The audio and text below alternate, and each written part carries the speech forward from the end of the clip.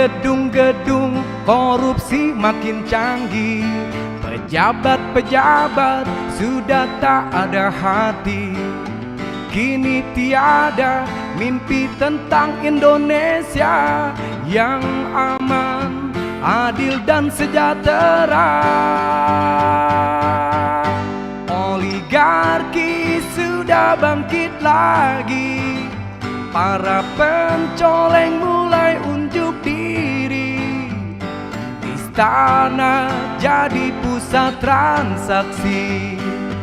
Penguasa sudah lupa diri. Oligarki sudah bangkit lagi. Para pencoleng mulai unjuk diri. Istana jadi pusat transaksi. Penguasa sudah lupa diri. Reformasi dihianati, reformasi dihianati, dihianati. Assalamualaikum warahmatullahi wabarakatuh. Sobat RH sekalian, jumpa lagi kita di channel yang keren ini. Keren cadas. Ya, Sobat RH semuanya, ini menarik ya, kita bicara mengenai kereta cepat Jakarta-Bandung. Makin cepat, tapi cepat bikin jantungan, bikin negara jantungan. Kenapa? Karena ya banyak masalahnya ya. Proyek ini sudah tidak visible, bisa kemudian menjadi belitan utang RI kepada China dan lain sebagainya. Padahal sejak awal misalnya Menteri Perhubungan Jonan menentang proyek ini. Kan Jakarta-Bandung itu gak terlalu jauh. Ngapain dibikin proyek kereta cepat? Sementara yang existing saja more than enough. Sudah ada jalan tol, ya, bahkan jalan tolnya ada jalur selatan. Kemudian ada juga tol elevated.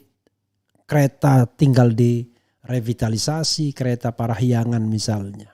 Tapi tiba-tiba kereta cepat. Dan kereta cepat ini ya banyak bau-baunya ya. Entah bau apa, bau menyan atau bau apa. Tapi yang jelas banyak bau-baunya dari awal. Dan akhirnya memang proyeknya gak jelas, tersendat-sendat, bengkak biayanya. Ternyata bunga utangnya pun gede juga. Oke. Ada beberapa berita yang perlu dicermati yang menurut saya menarik ya. Sebagai contoh misalnya begini. Pernah dilawan Jonan, konsesi kereta cepat Jakarta-Bandung kini malah diizinkan jadi 80 tahun, bayangkan. Dari sebelumnya konsesinya 50 tahun. Karena kalau 50 tahun diperkirakan gak dapat untungnya mungkin. Jadi terserahlah anak cucu ya. Yang paling penting barangkali generasi hari ini udah mati semua kita. Nah, jadi tidak memikirkan bagaimana nanti anak cucu ke depan. Ya 80 tahun orang kayak kita udah lenyap dari dunia semua ya. Kalau 80 tahun lagi kan berarti usia saya 130 tahun lebih. Usia presiden, menteri-menteri sekarang udah di atas 100 tahun semua ya. Mungkin udah menjadi tengkorak semua kan. Tetapi generasi ke depan yang akan menanggungnya. Ini juga ada berita misalnya Jepang tawarkan suku bunga 0,1%. Cina 3,4%. Lalu yang dapat proyek kereta cepat Cina sekarang RI terjerat utang. Kemudian ada lagi misalnya. Gimana nih Cina minta APBN Indonesia jadi jaminan utang proyek kereta cepat. Bunga utang Cina untuk kereta cepat ternyata 3,4%. Tapi dulu bilangnya 2%. Oke, coba kita bacakan ini ya yang dari kompas.com ini. Bunga utang Cina untuk KCJB ya kereta cepat Jakarta Bandung ternyata 3,4%, sebelumnya 2%. Kompas.com, Menteri Koordinator Bidang Maritim dan Investasi Luhut Binsar Panjaitan buka-bukaan soal kegagalan dalam negosiasi besaran bunga pinjaman di proyek kereta cepat Jakarta Bandung KCJB. Dalam lawatannya ke Beijing, pemerintah Cina bersikeras menetapkan bunga utang sebesar 3,4% Sementara pemerintah Indonesia menginginkan bunga turun menjadi 2%. Ya maunya kita kan 2%, tapi kan enggak semua kita capai. Karena kalau pinjam keluar juga bunganya itu sekarang bisa 6%. Beber Luhut di Jakarta dikutip pada Rabu. Jadi kalau kita dapat 3,4% misalnya, sampai situ ya we are doing okay, walaupun tidak oke-oke amat, tambah Luhut. Menteri yang juga pengusaha batu bara ini berujar, pemerintah Indonesia akan kembali melakukan negosiasi penetapan bunga pinjaman dari China agar tidak memberatkan keuangan negara. Tapi kita masih mau negosiasi lagi, ucap Luhut. Barangkali kalau ada kekuasaan baru guys, perlu juga dilakukan investigasi mengenai konflik of interest ya pejabat-pejabat publik dalam membuat keputusan-keputusan publik. Sementara itu dikutip dari Harian Kompas, Deputi Bidang Koordinasi Investasi dan Pertambangan Kemenko Kemaritiman Septian Haryo Seto menambahkan, patokan bunga 2% adalah suku bunga yang berlaku pada 2017. Namun tawaran 3,4% itu masih lebih rendah daripada bunga obligasi pemerintah AS selama 30 tahun yang mencapai 5,6%. Luar biasa. Jadi bunga yang ditawarkan sudah lebih rendah dibandingkan bunga pemerintah AS atau bunga obligasi USD dari pemerintah Indonesia, tetapi kita mau negosiasi lagi, kata Seto. Ini pembenarannya ya. Menurut Seto, pembengkakan biaya ini tak akan berpengaruh pada rentang waktu hingga tercapainya titik impas break even point, yaitu 38 tahun. Masa konsesi pun tak berubah, tetap di 80 tahun. Luar biasa. Sebagai informasi saja, proyek kereta cepat Jakarta-Bandung dulu klaim bunga utang 2%. Sebagai informasi saja, proyek kereta cepat Jakarta-Bandung sudah banjir kritik sejak awal perencanaan. Awalnya proyek ini direncanakan digarap Jepang dengan pinjaman dari Japan International Cooperation Agency (JICA). Namun di tengah jalan pemerintah Indonesia memutuskan untuk menggandeng China meski hal ini membuat Jepang kecewa berat. Alasannya China menawarkan biaya proyek yang jauh lebih murah meski dengan bunga yang utang yang lebih tinggi dibandingkan proposal dari Jepang yang menawarkan bunga pinjaman 0,1% per tahun. Proyek ini juga seharusnya rampung pada 2019 tetapi beberapa kali molor dan diperkirakan baru bisa selesai di pertengahan tahun 2023. Bayangkan 4 tahun molornya. Biaya konstruksi pun membengkak drastis dengan pembengkakan cost overrun menembus 18,2 triliun. Menteri BUMN 2014-2019 Rini Sumarno kala itu menyebut tawaran dari China dinilai lebih menguntungkan ketimbang Jepang. Begini soal kereta cepat supaya semua jelas, padahal kan sebetulnya keputusan pemerintah sangat jelas. Nah kalau dilihat dari dua proposal yang diterima, yang memenuhi syarat adalah proposal dari Tiongkok, kata Rini dikutip dari pemberitaan Kompas 1 Oktober 2015 silam. Karena dari Tiongkok tidak meminta jaminan dari pemerintah, tidak minta anggaran dari pemerintah, dan ini transaksi B2B karena BUMN dengan BUMN, ujar Rini lagi. Dan ini sudah diingkari semua ya. Karena ternyata minta jaminan pemerintah juga. Dan kemudian Indonesia minta ada anggaran dari pemerintah juga. Jadi ya di depannya bilang manis ternyata ketipu juga kita ya. Kemudian ia menerangkan Cina menawarkan bunga sebesar 2% per tahun dengan skema bunga tetap fix selama 40 tahun pertama. Skema pembiayaan kan sudah jelas, mereka sudah tawarkan 40 tahun tenor dari CDB China Development Bank, 10 tahun grace period, 30 tahun pengembalian, bunga 2%. Ini 2% fix untuk 40 tahun untuk komponen dolar, kata dia. Tawaran menggiurkan lainnya dari China yakni proyek KCJB digarap tanpa menggunakan dana APBN karena murni dibiayai utang dan modal konsorsium BUMN Indonesia Cina, dan ternyata nggak benar. ada suntikan dari APBN juga. Namun belakang pemerintah tetap harus menyuntik duit APBN melalui skema PMN ke PT KAI Persero guna menambal pembengkakan biaya proyek. Bunga utang dari China untuk proyek KCJB juga rupanya 4% yang kemudian setelah dinegosiasi menjadi 3,4%. Bukan 2% sebagaimana diklaim Rini Sumarno sebelumnya. Dan ini Jonan dulu bilang Jakarta Bandung terlalu pendek untuk kereta cepat. That's right sebenarnya ya. Pernah dilawan Jonan, konsesi KCJB kini malah diizinkan jadi 80 tahun.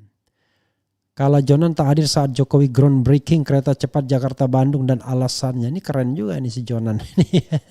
Berani dia melawan ya. Ya karena dia tahu ya ini. Nah ini lagi coba ya. Duh, gimana nih, China minta APBN Indonesia jadi jaminan utang proyek kereta cepat. Gelora.co, China Development Bank meminta Indonesia agar anggaran pendapatan dan belanja negara jadi jaminan utang dari pembengkakan biaya cost overrun proyek kereta cepat Jakarta-Bandung. Indonesia dan CDB sendiri telah menyepakati besaran pinjaman untuk pembayaran cost overrun proyek kereta cepat senilai 8,34 triliun, asumsi kurs 14.900 per dolar AS. Menurut Menteri Koordinator Bidang Kemaritiman dan Investasi Republik Indonesia, Luhut Binsar Panjaitan, sejauh ini kedua pihak masih terus membahas besaran bunga, struktur pinjaman serta tenor atau durasi pinjaman. Luhut menjelaskan pihak China menginginkan adanya struktur penjaminan pembayaran pinjaman tersebut dari APBN. Dengan skema tersebut, CDB akan mendapatkan pembayaran pinjaman dari APBN jika nantinya Indonesia tidak mampu membayar pokok dan bunga pinjaman tersebut. Namun kata Luhut, pihak Indonesia menginginkan pembayaran pinjaman tersebut dilakukan melalui PT Penjaminan Infrastruktur Indonesia atau PT PII. Ini masih dibahas, masih ada masalah psikologis. Kemarin mereka mau dari APBN, tapi kita jelaskan kalau dari APBN itu prosedurnya jadi panjang. Makanya mereka juga sedang pikir-pikir, kami dorong melalui PT PII karena ini struktur yang baru dibuat pemerintah Indonesia sejak 2018, kata Luhut Senin. Ya, sahabat era sekalian, masalahnya adalah ngapain kereta cepat Jakarta-Bandung yang jaraknya pendek dan sebenarnya kita sudah punya infrastruktur yang cukup untuk Jakarta-Bandung. Itu pertanyaannya ya. Tapi ya banyak spekulasi ya. Salah satu spekulasinya adalah ya waktu itu jelang Pilpres 2019 soal yang terkait dengan macam-macam lah ya. Salah satunya adalah political cost recovery ya. Jadi ada yang namanya political investment yang butuh cost recovery dan lain sebagainya. Jadi memang rasanya kita perlu melakukan investigasi ya terhadap proyek-proyek yang diduga melibatkan konflik of interest oleh ya penyidik independen sebagai bahan evaluasi kalau ada pemerintahan yang baru ke depan. Jangan sampai kita terjebak di lubang yang sama ya karena kos pemilu besar lalu cost recovery yang kemudian dicari dan yang dikorbankan adalah masa depan rakyat Indonesia. Jadi arti kalau kita bicara cost and benefitnya, apa benefit yang paling utama kereta cepat Jakarta-Bandung? Dulu orang berpikir tentang pengembangan kawasan yang TOD ya, Transit Oriented Development di Walini, tapi belakangan tidak pernah terdengar lagi. Lalu kalau cuma sekedar kereta cepat, apa memang is it necessary? Apakah memang betul-betul perlu ya? Itu yang menjadi persoalan sesungguhnya. Orang mengatakan nggak perlu-perlu amat. Kecuali kalau kereta cepatnya itu Jakarta Surabaya, itu keren baru. Ya, tapi kalau cuma Jakarta Bandung, sekarang kalau jalan tol tidak macet ya 2 jam 3 jam bisa tembus itu ke Bandung. Jadi justru dengan memecah transportasi ya. Kalau misalnya semua orang naik kereta cepat ya sepi lah. Jakarta Bandungnya ya. Jadi dia menjadi zero sum game dengan kereta dan zero sum game juga jangan-jangan dengan jalan tol. Oke. Nanti kita lihat ke depannya ya. Yang jelas pemerintah terbelit utang sementara benefit yang diharapkan enggak gede-gede amat. Biasa-biasa saja. Oke. Coba kita baca komentar sobat era sekalian terkait dengan Jakarta Bandung kereta cepat ini. Cepat bikin sakit kepala pastinya sekarang ini ya. Oke. Bandung hadir, kasihan bila Pak Anies jadi presiden, 2000 utang bengkak. Semoga Indonesia enggak seperti negara-negara lain yang terjerat utang Tiongkok. Insya Allah segera ada solusi terbaik untuk segera lepas dari Tiongkok debt trap. Kemudian cepat melarat, Bung Ref, bisa dia audit enggak itu nanti ya setelah Muki dilengser? Ya bisa, tetap aja ya. Kereta rongsokan, wakakakak. Akhirnya anggota KPK Firly ketahuan bejat atau boroknya seret. Oke. kereta cepat BKN untuk rakyat jelata tapi bunga utang negara serba sering naik harga-harga. Kereta cepat, kerja cepat, utang pun cepat meroket, korupsinya pun cepat-cepat. Pak Refli, saya sungguh penasaran motif pemerintah ambil proyek kereta cepat ini apa ya? Secara bisnis dari awal sudah dibilang merugikan tapi tetap maksain dan sekarang terbukti nggak logis, Pak. Jadi gini, kita nggak bisa ngomong semuanya ya. Tapi coba lihat saja, nggak logis memang. Makanya Jonan pergi aja dia. Ngapain kita bikin kereta cepat Jakarta-Bandung dengan kos yang begitu tinggi, tapi benefitnya biasa aja. Orang mengatakan emang orang betul-betul mobilisasi tingkat tinggi Jakarta-Bandung. Tapi kalau misalnya Jakarta-Surabaya masih masuk akal lah. Karena itu kan jalur yang panjang, kereta cepat jadi signifikan. Kalau Jakarta-Bandung, waduh ampun dah. Bahkan ada teman mengatakan ini misalnya keretanya kecepatan sekian ratus kilometer per jam. Gak bisa kecepatan maksimum. Kenapa? Karena jaraknya pendek. Baru mau ngebut kerek berhenti gitu. Kecuali jarak panjang memang dibutuhkan kereta cepat ya. Oke. Kemudian hidup si Raja Utang meroket di situ hebatnya. Selamat pagi Bung Refli. Terus suarakan kebenaran dan kejujuran. Semoga Bung Refli sehat, panjang umur dan terus istiqomah membela suara. Ya doakan ya, baik-baik ya. Saya mengatakan saya tuh belum tentu benar. Tetapi paling tidak kita berusaha jujur, itu yang paling penting. Kemudian utang cepat meroket, ngibul pun makin meroket. Wow, berapa Bang Refli? Saya di Suryana sama semua ya komentarnya. Kalau menurut saya bunga 3,4% itu murah kalau dibanding bunga bank dalam negeri. Misal kredit mobil aja ampun. Iya, tapi kalau dibandingkan misalnya tawaran Jepang yang 0,1%, itu kan sebenarnya jauh lebih baik Jepang dari awal. Jepang memang minta jaminan negara macam-macam gitu. Ternyata di dalam perjalanan yang diminta Jepang itu dilakukan oleh semua pemerintah Indonesia dan kosnya pun membengkak. Jadi kita sebenarnya jauh lebih rugi akhirnya ya. Belum lagi isu yang mengatakan kalau ini teknologi rongsokan yang nggak dipakai lagi di China. We don't know exactly ya. Kalau untuk poin ini nanti lebih baik diinvestigasi lebih lanjut. Jangan sampai kemudian kita mengatakan wah itu kita harus lihat ya. Karena saya merasakan di antara 4 konsorsium itu nggak ada juga yang semangat untuk menyelesaikan kereta cepat secara cepat ini ya. Semuanya merasa dibebani ya. KAI dibebani, kemudian ya pokoknya intinya mereka terbebani lah, termasuk juga pengembangnya ya. Proyek tanpa perencanaan akibatnya amburadul, lagi rakyat yang menanggungnya. Saiful Bahri 3,4 triliun tapi jumlah utangnya ribuan triliun. Ya, mungkin bukan ribuan triliun ya. Puluhan ya, ratusan mungkin.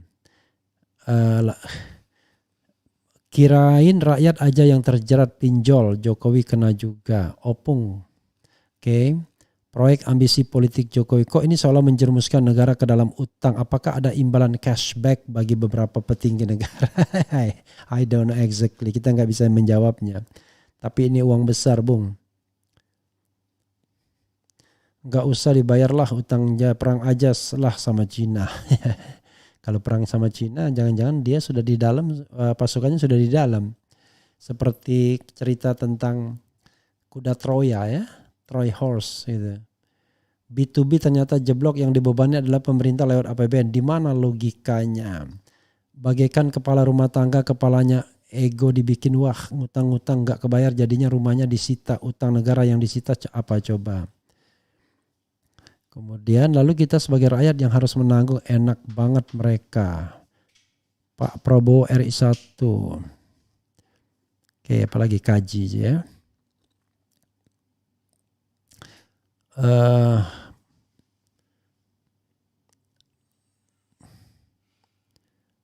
Seret ke meja hijau semua perencana pemberi izin dia dan lain atas proyek KIC ya, kereta Indonesia Cina, hukum dan miskinkan bila perlu hukum 500 tahun para pelakunya. Luar biasa. Oke, apa lagi nih? Rakyat jangan bodoh berpikir utang ini nanti tak akan berdampak pada kita. Yang bayar itu ujungnya rakyat kecil lewat kenaikan harga dan pengurangan subsidi. Apalagi ya, proyek terus, utang makin membengkak, TPP usah sudah nggak jelas.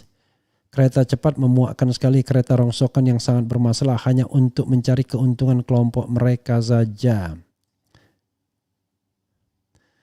Oke, ya itu saja Sobat Era sekalian soal kereta cepat yang bikin cepat jantungan kita. Ya. Wassalamualaikum warahmatullahi wabarakatuh. Cia.